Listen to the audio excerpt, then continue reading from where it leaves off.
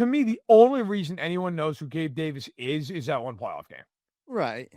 Yeah, and I get it. He had a year of 700 plus yards, another one of 800 plus yards. I'm not saying he's never been productive, but Bills fans could not wait for him to be gone. Yeah. Jacksonville was like, you know what? 3 years, $39 million. How about 1 year? Get out. I just have a hard time being like, yeah, bring him in.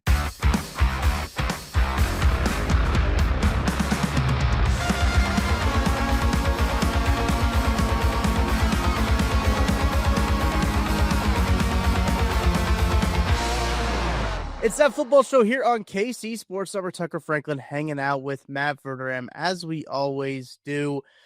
Second time this week, Matt and I are getting together for That Football Show. Got to thank our partners, Ben Holiday Bottled and Bond Bourbon, Holiday Distillery, rocking the cap again today. I had lost this hat actually, Matt. I don't know. When you move, you put boxes places and you forget where the boxes are. And I was able to finally dig this hat out. One of my favorite hats, one of the most comfortable hats that I have at Holiday Distillery. They got a lot of great merch there too. Maybe I'll start cycling in my holiday merch because I got some good stuff. It's a Friday edition of That Football Show. Appreciate everyone hanging out with us. Matt, how you doing? How's your week been? It's been good. Continuing to live the dream as we barrel toward the NFL schedule release. Yeah. Gotten a lot of pickleball in despite my never-ending bout of just mass sciatica, which at any point in time might just take me down for the count. But you know what? I'm not gonna be a quitter, and I'm just gonna keep playing until I basically just go straight paraplegic right on the court, which, honest to God, might happen on any point. But you know what? Hell with it. It's been good. Weather's getting nice. It is. I'm getting in probably about 5 hours work today. So the hell with it. Wow, that's a lot. Not a little. I'm not gonna lie. I played this morning. A friend of mine, she just came back. She hadn't played in 9 months. She had a torn ACL. Whoa. And she tore her ACL playing soccer. And she's my age. And she's like, oh, I'm fine, whatever. And then, like, she would go to hit a shot and pickleball, and her knee would just, like, wobble all over the place. She's like, I don't know. Maybe I should get it checked out. And it checked out. And I'm like, not only did you tear your ACL, you also tore your meniscus. Awesome. So, yeah. So she was out for 9 months. She came back today, which is cool. And then I'm going to play tonight, and I'm just gonna bring some beer. So you're gonna want to catch me late in the games when I've lost all ability to care. And just now the flip side is I might just rifle a ball at somebody. Like screw it, and just drive the ball at them 100 miles an hour and hope for the best. But what the hell? It's entertaining. It is. I will say you said the comment section kind of in a mild fury with your sciatica at the beginning. There's one guy I wanted to throw this up. I didn't send these to you. I usually will screenshot you comments and send them to you when I find them hilarious. This guy said, "Dude, I had sciatica too. I had the surgery. Best thing for it. Never felt any pain after surgery. It's been a year pain free. Grow a pair." He threw on at the end of it. He just went ahead and took a shot at you. And then I also saw some other people as I'm scrolling through the comments here. People did also love the football movie segment that we had. It was good. I love everyone who comments on the show. So this guy Round Rock 4552 says, "Hey Matt, have you tried a chiropractor for the sciatic nerve pain? I had a ton of pain for that years ago, and he didn't do the surgery, and he did that, and yes, I did do that, and it helped. But so the guy told me to grow a pair. My answer would be go straight to hell. You know what? Look, pal. I'm planning on getting it in September if I still need it, okay? I'm going to gut it out like an adult through the summer because I don't want to be laid up from the recovery from the surgery. But after that, come September, believe me, it will happen if need be. So that's where we stand. I'm sure everybody's really excited about that update. But look, a lot of people are. I mean, we've got 3 or 4 paragraphs from comments of people who have said like, "Hey, I had sciatica. This is what I did," and it's basically split right down the middle of like, "Don't get surgery and get the surgery." Yeah, that's always helpful. It Yeah. seems like every facet of my life, people that's what it's been like. Half these people are like, "Dude, it's awesome." The other half like, "No, I'm paralyzed now." So that's great. It's right. Awesome, good. It's helpful. No, listen, if still bother me after the summer, yeah, I will. But in the meantime, I'm just going to keep playing, and we're going to see what happens. Yeah, no, I do think I do love everyone very passionate, always in the comment section.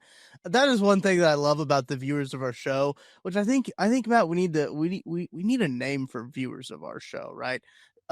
Only Weird Games calls the viewers of their show voyeurs, which is very funny at the same time. Because they do it live. Maybe we'll do the show live sometimes. I don't know. We're still yet to figure that out. I think we could call people who listen to this show ball knowers, right? Because it's that football show. If you listen to the show, you're a ball knower. You subscribe to KCA Sports Network, you become a certified ball knower. I think that's just how it works. And so when we address you guys from here on out, we'll just call you ball knowers because it's that football show. Yeah, that seems fair. I like that. I'm on board with that. There we go. Another ball knower is now in the Vatican, as the Pope is an American Pope, and he's from Chicago, Matt. Little fun fact, Joshua Briscoe started Only Weird Games with this, and I think that it legitimately one of my favorite NFL stats of all time is that the Chicago Bears have never had a 4,000-yard passer. Legitimately insane. Now Chicago, the city of Chicago has had a Pope before the Bears have had a 4,000-yard passer, and that is also legitimately insane as well. Yeah, shout out to Annie Agar for that tweet, which is hysterical. And yeah, listen, that points out two things: that America has never had a Pope, and never had a Pope. Which now, of course, they do. We do, and that the Bears their passing attack sucks. Yeah, and has for quite some time. You know what? I love it. The Pope. Listen, the guy is a White Sox fan, so he's dedicated. He is. Okay. Yeah. That man has gone through hell. And maybe that's why he's so religious. He's just clinging to God at this point because the White Sox have driven him to it. But hey, listen, I appreciate the White Sox there tonight against the Royals when I forget who it was for Kansas City, but guy hits a fly ball to center. It's clear, like they would have won the game. Clear, guy didn't try to catch it. Yeah, runs after it and is in position to catch it. It's like and just like doubled back. And like, it's too many steps. I appreciated that. That was great. Great effort, guys. That and the guy that took the ball right off the cranium.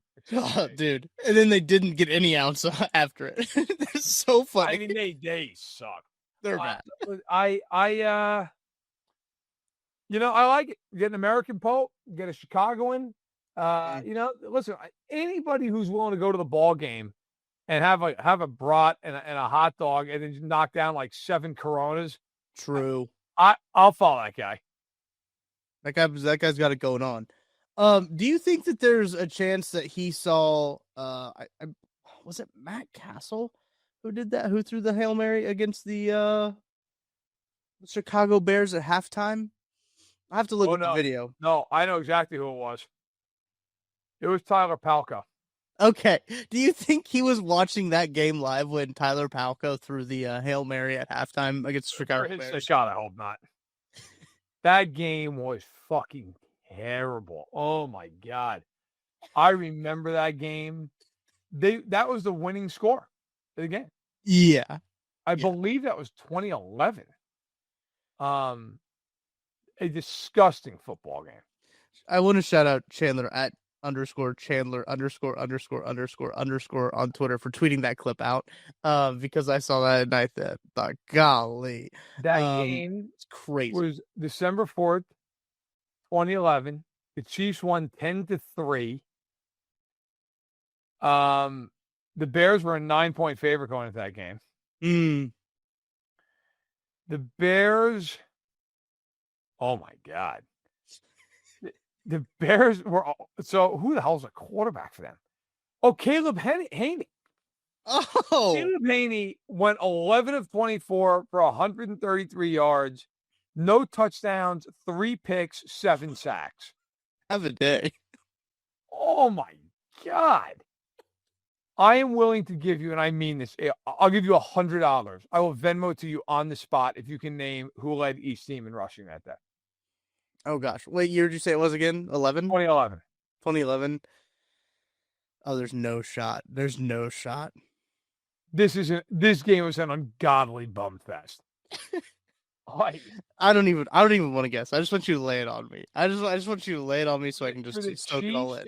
For the Chiefs, it was Dexter McCluster. Okay. For the Bears, it was Marion Barber. Oh my God. Wait a second. Wasn't he a cornerback? Nah, he was a running back. The Chiefs also 7 sacks in that game. How many sacks can you so one guy had 3 sacks, everybody else had 1. Ooh, How okay. many guys can you guess? Off the 2011 defensive line? Oh yeah. Okay. Okay, let me guess. Know that one of these guys was not on the line, however. Was not a front 7 player. I was about to say Derek Johnson. Derek Johnson had 1. Okay. 2011. Holy cow, there's gonna be some real deep cuts in here. There are 2 that are legitimately just hilarious. There's Like no names you'll know. Like not like some guy who had the 3 sacks? Can I ask that? Houston. Justin. Okay, that makes sense. So Justin Houston had 3. Derek Johnson had 1. Had 1. Tamba had 1. Okay, that makes sense. Tyson Jackson had 1. Tyson. Are you ready for this one? Yeah. John McGraw had 1. John McGraw. Yeah, baby. John McGraw, who had how many sacks in his career? 2. That's one of them. Half of his career That's sacks one. came in that game. That's one of them. That the Pope probably saw live. Awesome. Awesome game by the Chiefs. Just and look, I know people are probably like, who cares? Listen, just reminisce and understand this is how far this team has come. Okay. Yes, that's a great point. You want to know who is, and we'll move off this game. But here's who got targets in this game for the Chiefs. Let's go. Okay. I'm going to go in order of the highest to lowest totals. Dwayne Bowe got 9. Steve Breston got 7. Dexter McCluster got 5. Jonathan Baldwin got 4.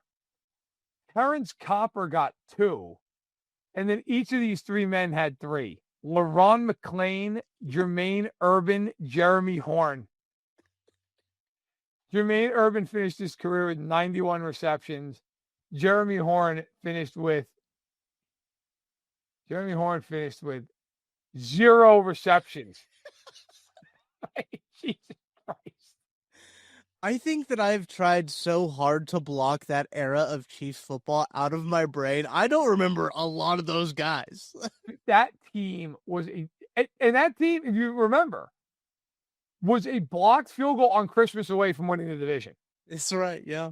That team sucked. Haley got fired. Cornell got involved. Their expected win-loss was 4-12, and they somehow went 7-9, and were within a whisker of winning the division. Okay. The offensive coordinator for that team was Bill Muir. I don't even remember Bill Muir. No. They had 3 quarterbacks start for them that year: Matt Castle, Tyler Palco, and Kyler Orton, to combine with 13 touchdowns and 18 picks. I remember when they got Kyler Orton, I was like, this guy's going to be it, man. We figured it out, finally. Jackie Battle ran for 597 yards, led the team. Oh, they ran for 5 touchdowns that year as a team. I mean, this team, if you can't appreciate what's going on now, you should give it up. Like, yeah. Dwayne Bowe had he had 1,159 yards. Everybody else is a disaster. Preston had 785. It's like, okay, fine. Yeah. After that, McCluster's third on the team with 328. And then we'll move on. But here are the other guys who had yards receiving for the Chiefs: Jonathan Baldwin, Leonard Pope, Terrence Copper, Kerry Colbert, LaRon McClain. I never heard of him. LaRon McClain, Jackie Battle, Jake O'Connell, Thomas Jones, Jermaine Urban, Anthony Becht, Jamal Charles, Steve Mineri. And if you're wondering, Steve Mineri, he was a tackle. Okay. That team was within a blocked field goal of going to the playoffs. Naturally. Just unbelievable. Oh my God. They had 6 games that year. They didn't score in double digits. 6 games they didn't score in double digits that year. And had 3 others where they scored exactly 10. Oh my God. That team sucked. Their first 2 games, they lost 41-7 and 48-3. Oh my You God. don't even see scores like that very much anymore. And that was the same year. That was the Phillip Rivers, like he fumbled on Halloween. Yep. Holy shit. God, they suck. Was that the worst day ever? Is that when he said, is that when Phillip Rivers said worst day ever? Yes. Yeah, I believe. Yeah. They have some hilarious games in here. Like, just yeah. losing like 41-7, 48-3, 31-3, 34-3, 37-10. Just annihilated on a week. And then, of course, beat a 14-0 Packers team. Like, oh my God, wow, man. They were. We should do this. I want the ball knowers to let us know in the comments if you want us to do this, where we just take a year of Chiefs. Just take a full-on headfirst deep dive into 1 year of Chiefs football that, pre-Patrick Mahomes in a lot of this. And I know it's the offseason. There's not a lot of content going on. Maybe that's the way that we can kind of get you through the offseason, right? To just deep dive into one season, be like, yeah, remember how bad this was? Because, I mean, we've lightly done it here, but imagine how deep we could get into the 2011 Chiefs. Listen, we had the 70s and the 80s. I mean, we could do a year-long anthology on the 70s and 80s. I mean, listen, man, on my pod, I did a deep dive into the worst draft class of all time, which we don't have to do now. There's a draft class in the 70s with the Chiefs. It'll never be matched, ever. Ever. It's so bad, I've talked about it twice in my podcast. That's crazy. It is horrific. It includes somebody who I believe was convicted of killing someone. Like, awesome. It's an unbelievable odyssey to look at what that team did in that year. But yeah, we'll save that for another time. But yeah, in any event, in current day Chiefs land, not much going on. But in the NFL, George Pickens going to play with Jerry's bunch.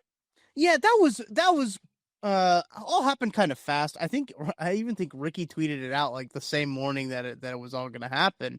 And we had pre-recorded our podcast to go out that morning. And of course it happens, at 6 a.m. Like, it happened super early before that trade did come through.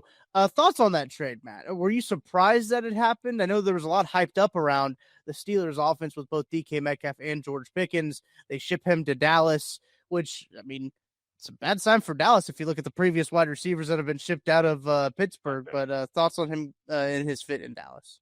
I mean, like, he is clearly better than any other receiver on that team, save for CeeDee Lamb. Like, right, yeah, it's like Jalen Tolbert and all these other guys. Fine, I get it. Turpin.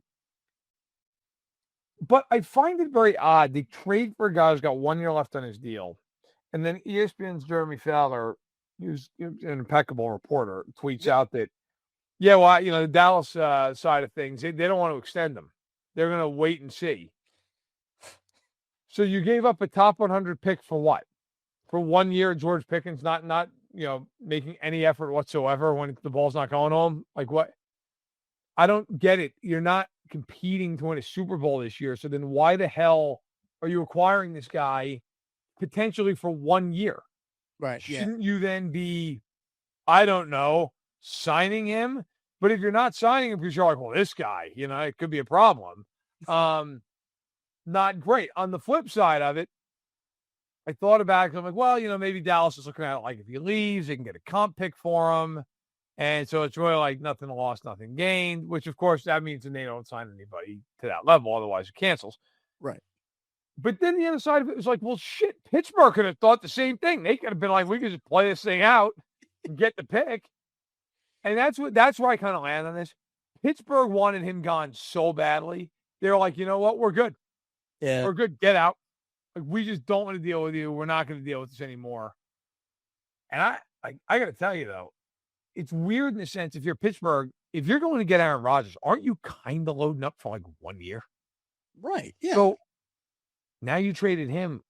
Everybody and their mother's going to just double Metcalf and say, beat us.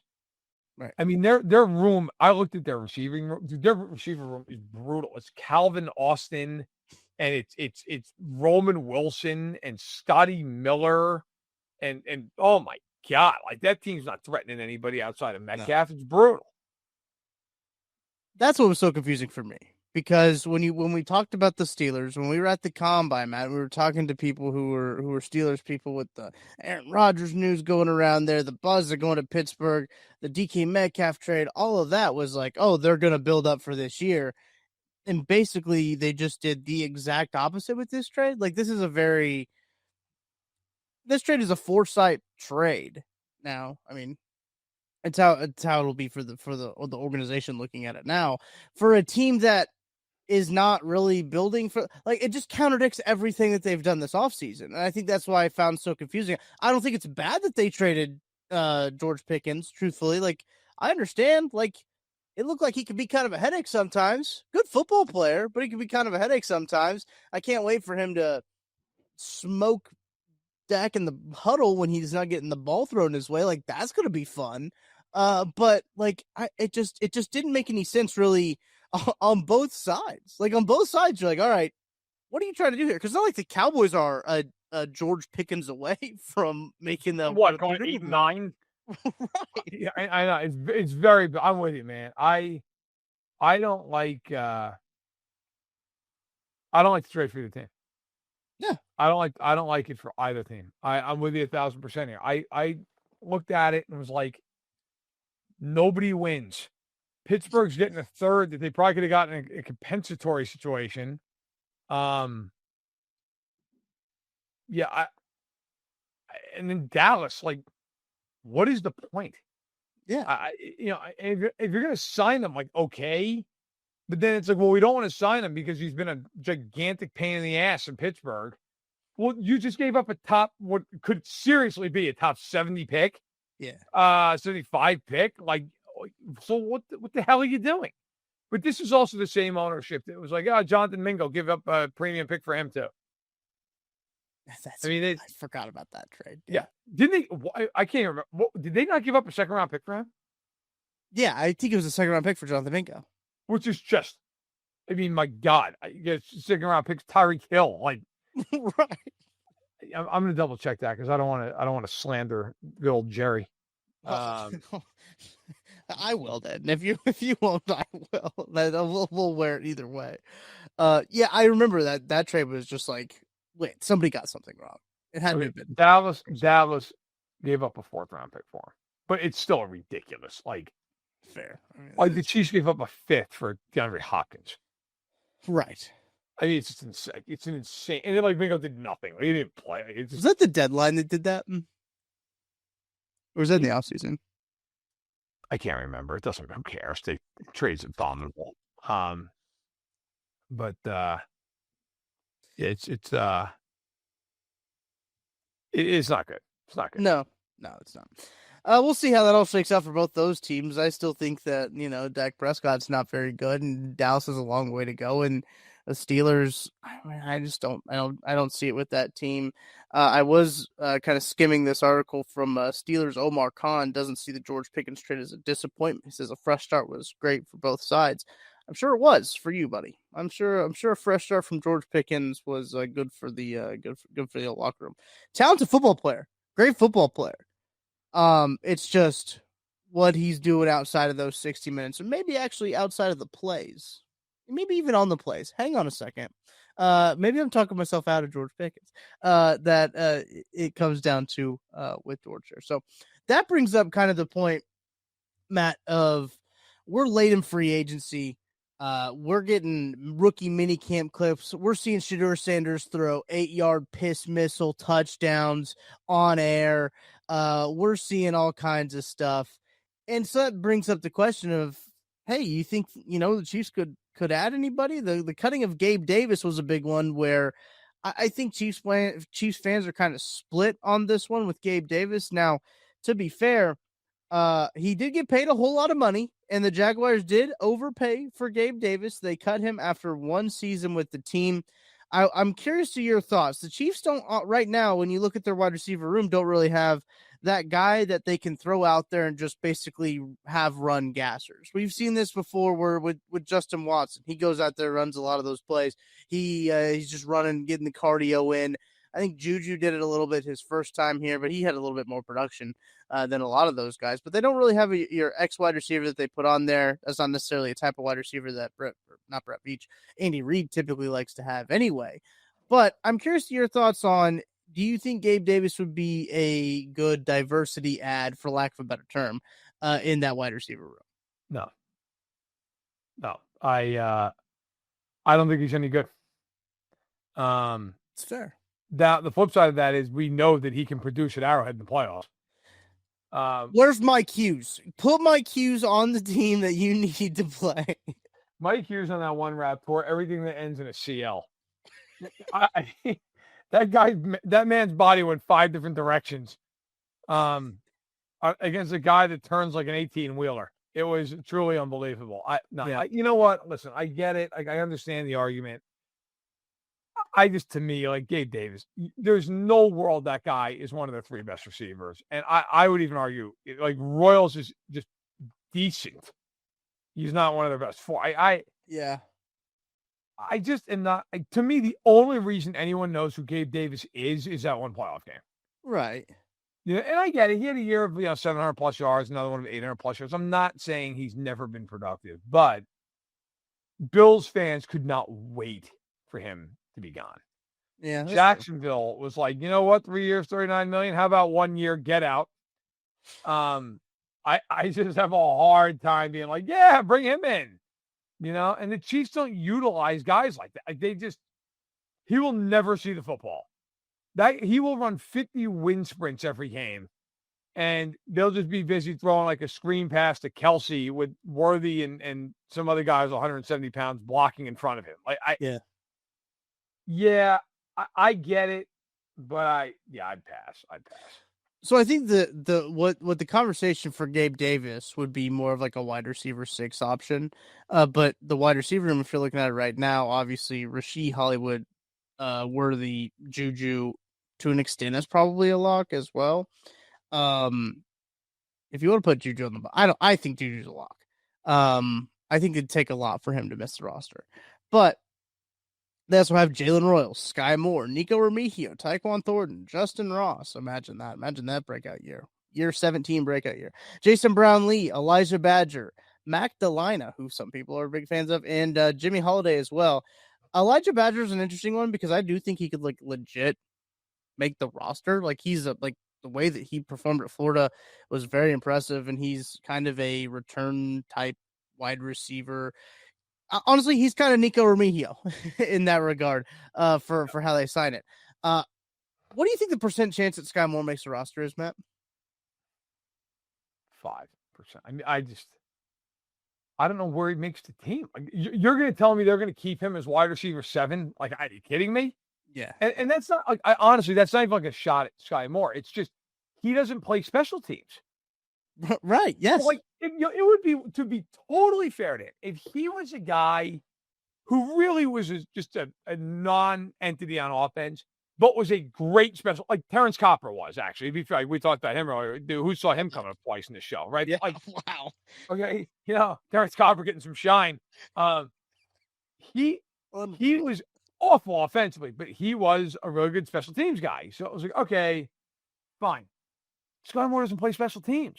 Yeah. So it's not like you're keeping him because you're like, oh, well, Tobe needs him. Well, no, you don't. Right. So there's no, I gotta be, I'd be shocked. I know there's been a million tweets lately, like he's in the lab. Like, great. That's nice. Cool. I hope so. I mean, it's his job. He should be. Yeah. It's like when guys come back and people are like, he's in the best shape of his life. It's supposed to be. Yeah. Yeah. I mean, if I was a pro athlete, I like to think I'd be, 15 pounds lighter. Yeah. But I'm not. Right. So, if I was a pro athlete and had a personal chef and a personal trainer, that's all I had to worry about, was to keep myself in shape. I don't like to think. Now, I will say, Culver's might get me. Culver's is very good. Culver's my trainer might have to lock the door occasionally. But how is he not losing weight? Well, he got a small concrete mixer.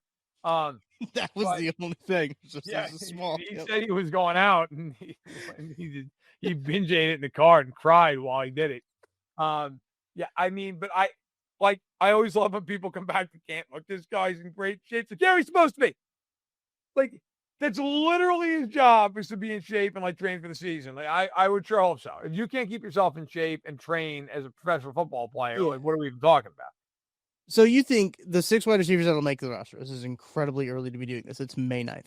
Rashee Rice, Hollywood, Xavier, Juju, Jalen Royals, Nico Remigio. You think that's your 6? Yep.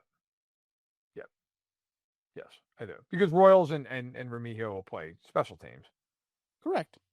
Yeah. See, Royals is also a returner. What the Chiefs did in their undrafted free agents, and to an extent, their last few picks there too, because Jeffrey Bossa, big time special teamer.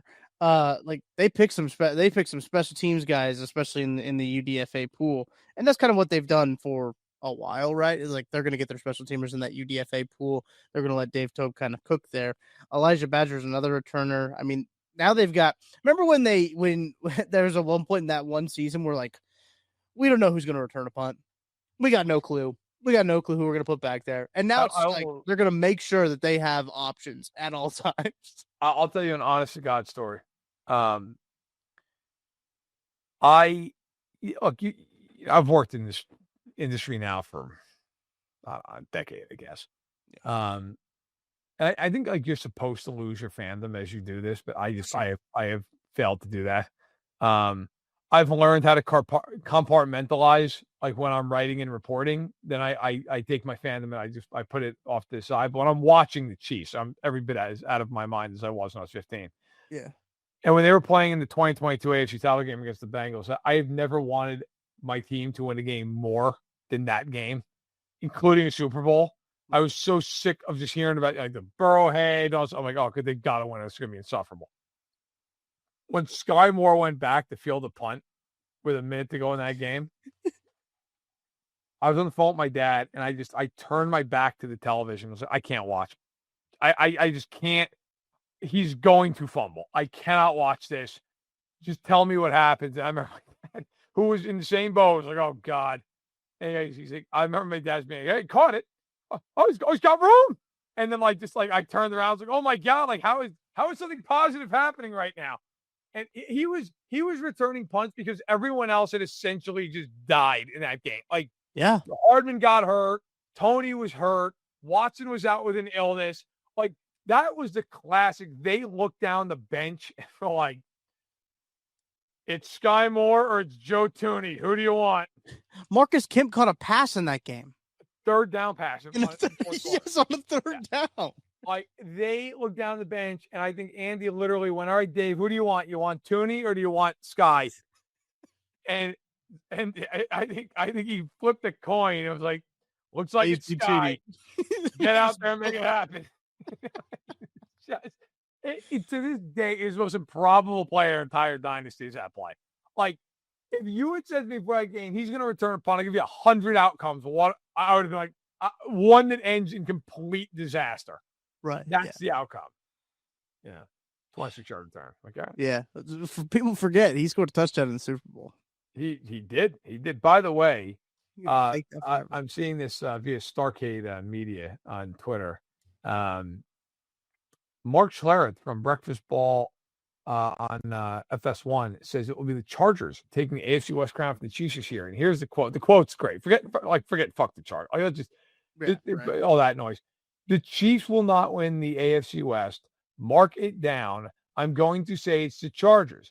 You look at the offensive slide the Chiefs have been on since 2018. I'm going to revisit that in a second. They lost Joe Tooney. They don't have a wide receiver. All these things are piling up. The refs are no longer going to be favoring the Kansas City Chiefs. Okay, look, I'm going to put the refs thing aside because Mark Schlereth won 2 Super Bowls in a team that ultimately ended up being penalized by the league for cheating the salary cap. Yes. And also, before they played the Chiefs in a playoff game in 1997, they had to stop the game and wipe all the Broncos offensive linemen down because they covered themselves in Vaseline. Awesome. Good for Mark Schlereth to make sure that everybody's on the level. The sanctity of the game, you got to right. The game. I mean, what a fuck joke that is. By the way, if you ever wondered why his nickname Stink, it's because he pissed himself during the game. That's real talk. The offensive slide the Chiefs have been on since 2018. They've no fucking dynasty since 2018. Yeah. Like, Yeah. they won 3 of the 6 Super Bowls. They went back to back. They've been to 5 of them. Yeah. I'm not arguing that they've been worse the last 2 years offensively. Like, yes, no kidding, obviously. Yes, and it has really slowed them down. Like, that's been it. Like, they just can't handle it now. I don't know what they're going to do. Their offensive slide they were in last year. The Chargers were throwing to Quentin Johnston last year, just unendingly. And this year, their number 2 receiver is Quentin Johnston. And, like, maybe Mike Williams. But hey, yeah, let's do that. Like, I love the argument. They don't have a wide receiver. The Chiefs have 3 receivers better than anybody on the Chargers not named Ladd McConkey. And I would argue that Rashee Rice is just flat out better than Ladd McConkey. But it's like, they lost Joe Tooney. The Chargers have Zion Johnson starting at a guard position, and I don't even know who the hell's starting at center. Cowherd, like, you want to get on him? This is a deplorable comment just all the way through. Like, there's irresponsible. The reasoning is unbelievable. To start the criticism by being like, well, if you really look at what the Chiefs have done since 2018, I'm not feeling it. I think that they don't have a wide receiver, and the refs are no longer be favoring him, is richer than a chocolate cake when you factor in this is a man who was wiped down before a playoff game because they had illegal substances on them, and then the team got nailed after they won 2 Super Bowls for, oh, by the way, they were circumventing the cap. But no, don't. Hey, listen. No, never mind that. Never mind any of that. Like, you call me when the Chiefs get nailed for circumventing the cap.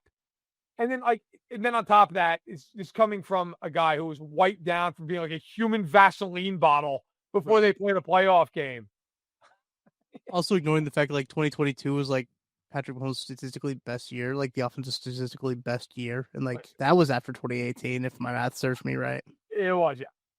I don't give a shit. You want to sit there. I don't care in the AFC West. If you want to say, hey, I'm picking the Seahawks because they used to be in it. Fine. Whatever, bro. Pick whoever you want to pick. But don't give me this bullshit.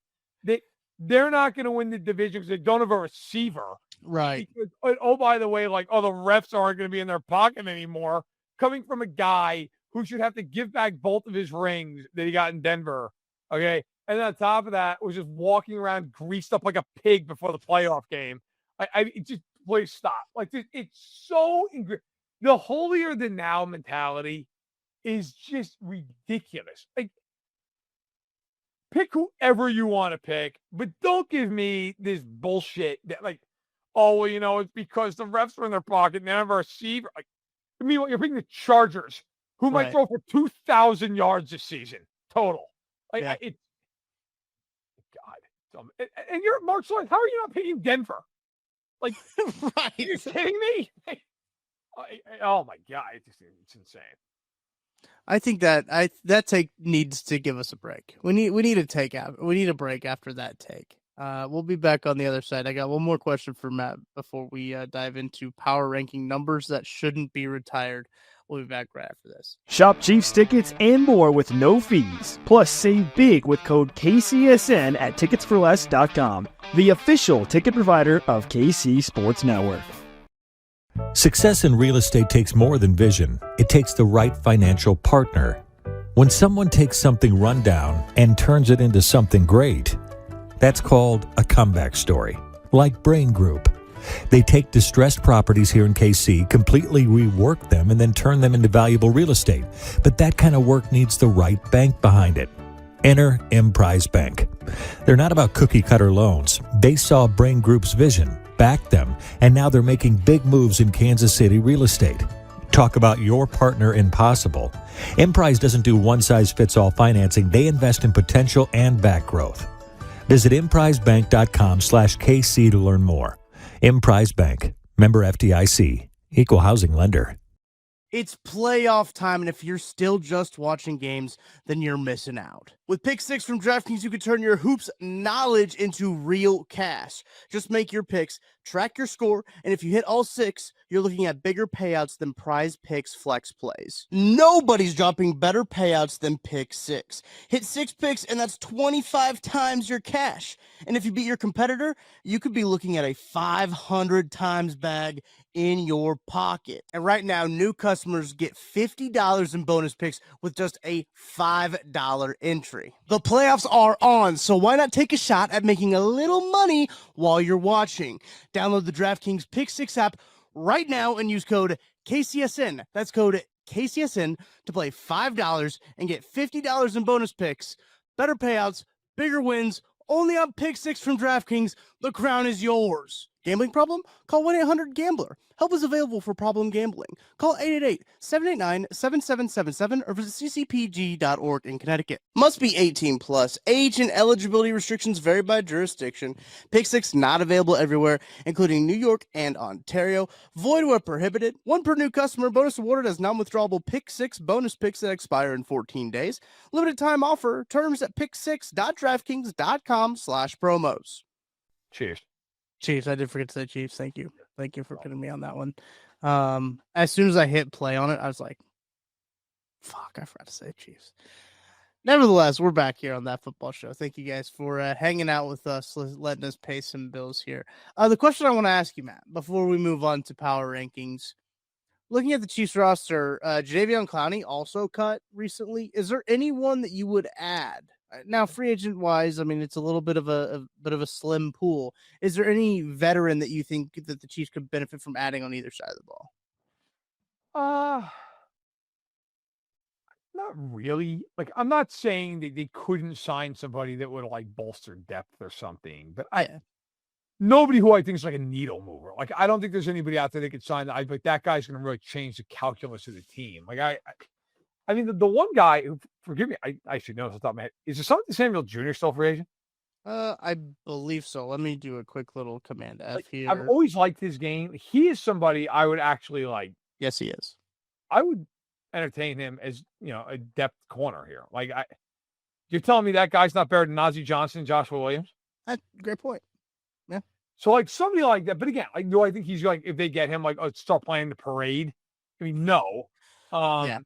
But yeah, like a guy like that, I'll give you a name that would be interesting just to bring into camp, and he looked pretty shot last year, is Nick Chubb. Oh yeah, I think he's worth it for sure. I mean, I'm not saying go out and give him, hey, we're going to give you $5 million, but like, hey, you want a vet minimum contract, and we'll just see what you got. I'd do that. I would do that. I'd consider that personally.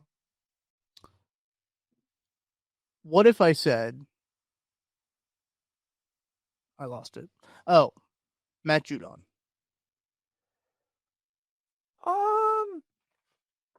Is he going to get the Josh Uche treatment? Probably. Probably would. We got to find somebody who is real better player, obviously, than like FAU at this point. But like, I think they have so many guys there. Right. I would say I'm probably good there, but it's a reasonable thought. So I wonder, is it more of a defensive tackle then that you would depth wise along the defensive line rather than defensive end? If they were to add a defensive lineman, would it rather be like, I mean, because they drafted Omar Norman-Lott, who plays a lot of the 3 tech. Their 1 tech is Mike Pennell. Jerry Tillery doesn't really play the 1 all that well. Who did they sign? They signed another guy to play the 1 tech. Well, they brought in Tillery, Pennell. Is there anybody else? Mike Gabe? I feel like we're missing one guy. If my computer will stop freezing, Marlon Tuiapolo too. So no, we weren't really missing anybody. But they're talking about him a whole lot. And he's more of a 1 tech. So I mean, if you're looking at like the types that they have for their defensive tackles, they got a lot of 3 techs in this, and they don't really have a ton of 1 techs. Yeah. So I mean, go ahead. No. I think they're, it's hard to really like, I think, improve the roster at this point. For sure. Yeah. But, we'll have to see. I'll be curious to see. I'll be curious to see if the Chiefs add anybody between now and training camp. Linval Joseph is almost 40, but he's still available. That might be why. Yeah, that's pretty big reason. They don't really like to pay guys that are almost 40. Unfortunately, in the NFL. They don't like to pay guys who are 30. That's a great point. I mean, there's a lot of look, and here's the thing too. If you're a free agent right now, there's probably a reason. Yeah, probably a reason is he doesn't want him. There's a big reason. Okay, either your age or your talent level. It's it is what it is at this point. Let's put it that way. Yes. And I think it's very fair. I think the Chiefs roster right now is in a pretty good spot. I mean, we talked about this kind of in our post draft show, like the way that they drafted and the way that they kind of filled out with undrafted free agents. How many of those guys will actually make the roster? Probably not many of them. Maybe one, if they're lucky. But the way that they drafted, I think you feel pretty good about the depth of the roster. There's not really that many spots where you can see the Chiefs adding anyone else really to the roster that's not on the roster already. That would be on it come week 1. So I think they're in a pretty solid spot compared to, the Bengals who haven't signed their first 2 picks yet. Sorry. So, I mean, you feel pretty good about the roster. Yeah. Yeah. I appreciate that the Bengals are just like, yeah, we don't need it. It's fine. Yeah. Let's wait it out. Rookie minicamp. That's overrated. Yeah. Like why bother with that when you can just sit on the sideline and watch? Yeah. I mean, that's what you want. I do want to give a shout out. So last episode, we talked about jersey number retirement. A lot of ball knowers in the chat, in the comment section, let us know their thoughts on jersey retirements. Shouldn't even retire jerseys. Jerseys should stay retired. I agree with all that. But there was one about one comment I'm trying to find here about the Phil Simms situation, because we do have a follow-up to the Abdul Carter situation, who does finally pick a number where he's like, I want to do this retired number and of maybe the greatest New York Jet of all time. And he said, no. Lawrence Taylor obviously said, no, not going to. And then he said, Phil Simms. The comment here in the YouTube chat said, corrected us saying, Phil Simms actually said he was cool with it, but it was his wife and daughter of Phil Simms that said, no, don't do that. Which I thought that was interesting, that Phil Simms was immediately okay with it, but his family was like, no, don't let that happen. Yeah, I good for his family. Honestly, yeah. Way to step up. Somebody had. The number's retired for a reason. In my opinion, leave it the hell alone. Yeah, I think it's fair. Shout out to the Sad Dane for correcting us on that one. Thank you for that. But Abdul Carter picks 51, which is a combination of 11 and 56. He takes the first number of both of them, puts them together. He picks 51. So what we're going to do, and Matt, you actually said this to me after we stopped the podcast on Wednesday. You said, power rankings this week, easy one. We got an easy one. It's going to be numbers that shouldn't be retired. So we're going to power rank 5 numbers that should not be retired. I've got quite the roster. And I don't know where I'm going to go with this one. So I'm going to let you take it off and let you do number 5 first. Power ranking numbers that should not be retired. We also see a little bit of like background music while we're power ranking. I think that would be kind of fun. I don't have it ready, but like it would be kind of cool. All right. So there's a lot to choose from here. All right. There are a lot of retired numbers out there. There are a lot of hilarious retired numbers. I'm not going to go with the low hanging fruit of like some like executive getting his number retired. I mean, you certainly can, but I'm going to steer clear of that. Number 5 for me is Randy Jones of the Padres. You're probably like, who the hell is Randy Jones? He won a Cy Young, I believe, in 1976. Mm-hmm. His career record was 100 and 123. Like, I don't know. Do we need to retire a guy's number to get one good year? And like, I would also say like a 5B there is they also retired Steve Garvey's number. Steve Garvey, great player for anyone who's unaware of who he is. Played 60s, 70s, and 80s, mostly 70s and 80s. He played 5 years with the Padres and was terrible for 2 of them. Yeah. Like, not sure we need to retire Steve Garvey's number. Just saying. The Dodgers didn't retire Steve Garvey's number, and he's like a borderline Hall of Famer. So yeah, I'm gonna say the Padres need to be taken to task aggressively. I think that's probably fair. Those numbers did come up in my research, but I'm gonna go with one that is a little bit more of a low hanging fruit to start out with. I'm gonna go. I would have saved that one for later. That one's too good. No, I'm gonna go with Roger Maris. I don't think Roger Maris's number should have been retired. Only played 7 years for the Yankees. Okay. Obviously had his 61 home run season. Obviously historic season. But he only hit 265 in his time at the Yankees, and they said, you know what? Put that number up there. Let's throw that number up there. Let's let nobody else wear that number ever. Only 7 years. I feel like 7 years is a very short amount of time to retire a number, especially for the Yankees, because they have pretty much every number retired. Every single digit number is retired, I believe, for the Yankees. So Roger Maris, I don't think his number deserved to be retired. I'll say it. I think that's fair. Number 4. There's so many. There really is. Like that's going to be my hardest part is trying to take all of them. Yeah, some of these are like legitimately just hilarious.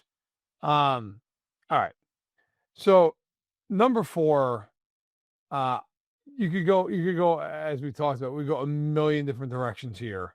And some like the old teams, like my God, there are just billion guys who have the numbers retired. But for me, I'm gonna stay outside of football here for a minute. And Wade Boggs with the Devil Rays is it's a good one. Like I thought about putting this even higher. Yep. But I'm gonna go with number 4 here. Now Wade Boggs, great player, Hall of Famer, all that stuff. Mostly with the Red Sox, some years with the Yankees. He played 2 years with the Devil Rays, and yes, they were the Devil Rays. And he was still good. Like, don't get me wrong, he still hit like 280 and 301 those 2 years. But my God, man, like you're retiring his number. Yeah, that is aggressive beyond words. So, give me good old Wade Boggs there at number 4. That's a good one. That was one that I could have pulled out later, but I'm going to do kind of in the same vein. I'm going to go Ray Bork for the Avs. You may be thinking he's on the list. Oh yeah. Yeah. Ray Bork. You're like, oh yeah, great, phenomenal hockey player, good hockey player. But it was all with the Bruins. He played for the Avs for a year and a half, and they said, you know what? Throw that 77 up in the rafters. Nobody else can wear it because this guy played here for a year and a half, man. I think that is actually egregious. I think it's malpractice for a player to play there for a year and a half, no matter how good they were, and for you to retire. Yeah, I mean, I am just taken aback by some of these retired numbers. Yeah. But yeah, Bork is going to be on my list. I'll give you number 3, and I get why. Look, just debating. Do I want to go this route? Nah, I'll go a different route. Because I got 3 that are better. Okay, let's go number 3. I'll just concur Ray Bork for the Avs because I got 2 that I think are more hilarious than this. Why in God's name is his number retired? Like he was a great player, awesome. That's like the Chiefs retired Ty Law's number. Like what? And I don't care that they won his Stanley Cup. And yeah, I'm salty because they beat the Devils that year. Okay, and I'm still pissed about it. But like, he was a guy at that point. He was still good, but he wasn't like the guy that he once was. He was like 100 years old then. He was probably the 10th best player on that team. Okay, the idea that like Ray Bork was the driving force. If you know anything about hockey, you and I both know that's a joke. So Ray Bork, I'm 1,000% with you, man. Retire his number in Boston, give him all the, give him Ray Bork Day, whatever. Yeah, Colorado, disgraceful. It's bad. It's bad. Number 3 for me, I'm going to go with Nick Collison. Nick Collison's number is retired in Oklahoma City. You know, he averaged a career 5.9 points per game. Well, he wasn't great. And his number 4 is retired. Nobody can wear number 4 Nick Collison. I not a huge fan of the Oklahoma City Thunder anyway. So I need to throw some shade in there. Nick Collison at number 3 for me. Number 2 for you, Matt. Michael Jordan being retired by the Heat.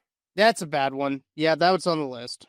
How in God's name, like, they were just like, yeah, I don't know. Put him on there. Stop doing it. Stop doing it. Michael Jordan's number should not be retired by the Miami Heat. It is disgraceful. I'm pissed off about it. Number 2 for me. Okay, I think I know how I'm going to handle my last 2, but there are some more. I mean, there's a few that we're going to have conversations about because they're so ridiculous. At number 2, I'm going to go to the number 59 for the Atlanta Hawks. Do you know why the number 59 is retired for the Atlanta Hawks? I don't actually. No. Well, it's for the 59th mayor of Atlanta who decided to help them fund a new stadium. Oh, that's as bad as it gets. Now, no one can wear the number 59 because they, I won't say that because that's not very polite and not very kid friendly. Because I'm sure kids are listening to this podcast right now. So they decided to suck up to a mayor, and now no one can wear number 89. I found that one, and I was actually floored that was real. I had to double check it like 3 or 4 times to see that if it was actually real. I said, "There's no way that this actually happened." It did. No one for the Atlanta Hawks can wear 59 now. Well, number 1 for me is number 12 being retired by the Seahawks. Yeah, that's a good one. It needs to stop. I get it. I get it. They're the 12th man. We're retiring this in honor of the fans. Those fans did nothing to earn their number being retired. Right. No, nothing. Mm-hmm. They did jack squat. They sat there and had a beer. Okay. Spare me the whole, like, well, our fan base, they're just the best. Before Seattle got ultra talented and won a Super Bowl, who in God's name was like, man, going to the Kingdome, really tough spot here. Like, I mean, I'm sorry. I am so out on that. It's such a shameless pandering. Yeah. I hate shameless pandering, so I'm out. Last pick here. I'm going to give some honorable mention shout-outs before I get my number 1 because there's a few here that I think that do need to be shouted out. As you hit the number 12 for the Seahawks, they do some basketball too. The Orlando Magic, my Orlando Magic having the number 6 retired for the fans. That's a tough one. The Orlando Magic have 2 numbers retired. When the Knicks playing, there's 15,000 people in the stadium for New York. The Magic have 2 numbers retired. Number 6 for the fans and Shaq's number 32. Those are the 2 numbers that the Orlando Magic have retired. Also, the Sacramento Kings have the number 6 retired. Cannot wear the number 6 for the Sacramento Kings. Found that one to be really interesting. Two teams with apparently rich and historic fan bases retiring numbers for their fan base. That's one honorable mention. Another honorable mention for a couple of individuals. August Busch Jr.'s number 85 is retired for the Cardinals, and you might be thinking, I don't really remember him. He didn't play baseball. The Cardinals did it because he's a part of the Busch family, and I saw that one. I saw that. Retired as number 85. That's sick. In the same vein, Gene Autry's number is retired for the Angels. Did you know that one? Yep, I did know that one. In my brief research, I did see that the Angels have another guy who's retired too, but he never played for the team. Yep. There's one that I saw that played 3 MLB seasons and didn't even that was it. And they retired his number. I don't know what. I can't remember who it was. Why not? Yeah, why not? Last honorable mention before I get my number 1. All of the NHL retiring 99 for Wayne Gretzky, I think, is a bit too far. I understand Wayne Gretzky's really good at hockey and was really good at hockey, but he didn't break a color barrier. He didn't he didn't do anything too crazy. He was just really good at the sport. And I understand he set a lot of records, but all of hockey retiring 99. I mean, I know people in beer league will get sharp if they wear 99 or even 98 now, really, with Connor McDavid. Oh, you think you're Wayne Gretzky, you think you're Connor McDavid. But I don't think the Oilers retiring it, or I guess the Kings. I think he didn't win a cup with the Kings, but I feel like the Oilers are the only team that have the right to retire 99. I don't know how you feel about that. I think it's a cool tribute to him because he was unbelievable. He was very good, yeah. Very good hockey player. I don't want to take anything away from him. I just think the whole league retiring a number for a guy who's just really good is far. it's far more pathetic that the Heat and the Heat alone retired Jordan's number. I think that's fair. Like, that's just so. Oh my God, it's just such a bunch of clowns. I saw something too that the Heat had retired Dan Marino's number too, but I couldn't I tried to fact check that and I couldn't see it. I wonder if they took it away. Isn't Bam Adebayo number 13?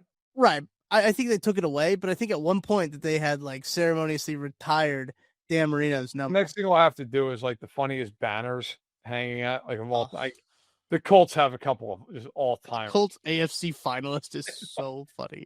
It's not up there anymore. They took it down when they like redid their banners. They did? Yeah, they took that one down. But like, it's actually hanging, I think, in the Barstool Chicago office. They gave it to him. The Pardon My Take guy, so it's just very funny. But my number one, Matt, numbers that should not be retired.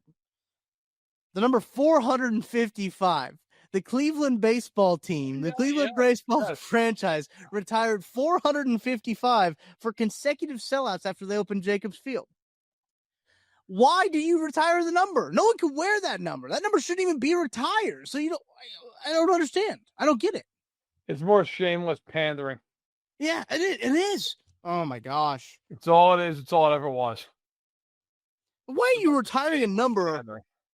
Why are you retiring a number that you can't even wear? Yeah. I think the Jazz did it with Jerry Sloan, his coaching wins, but like that's in the thousands. Why are you doing that? It doesn't matter. It is pretty weak. The Minnesota Wild, in my research, have retired the number 1, but they did it on the first day that hockey came back to Minnesota. That first game, they retired the number 1, so nobody in Minnesota can wear the number 1. Yeah, I don't like it. It's not good. There's a lot of. I understand like it's a team by team basis, and people are going to tell us to like grow up. It's not that serious. Like, cool. I don't care. Somebody get a pair. Right. They're going to tell us to get a pair. I understand people are like, well, it's a team by team basis. Well, some of these teams need to have higher standards, is what we're saying, because like, let's make this the highest honor that you can bestow upon a person. You shouldn't have all these retired numbers. I'm going to get off on a tangent again about retired numbers again, Matt. Yeah, no, I think it's a good place to end. But yeah, there's a lot of nonsense, and these teams need to cut it the hell out. Yeah, they do. All right. I think it's going to do it for this week's edition of That Football Show. Appreciate everybody hanging out. All the ball knowers hanging out. Make sure to hit a like. One like is for one properly recognized number to be recognized. One good number to be recognized. One like equals that. Leave a comment. Let us know what your power rankings are for numbers that should absolutely not be retired at all, regardless of any instance. So for Matt Verderame, I'm Tucker Franklin. Thank you guys so much. Thank you to Ben Holiday Bottled in Bond Bourbon, Holiday Distillery, for making this podcast happen. I would stick around, but I got to go yell more about numbers.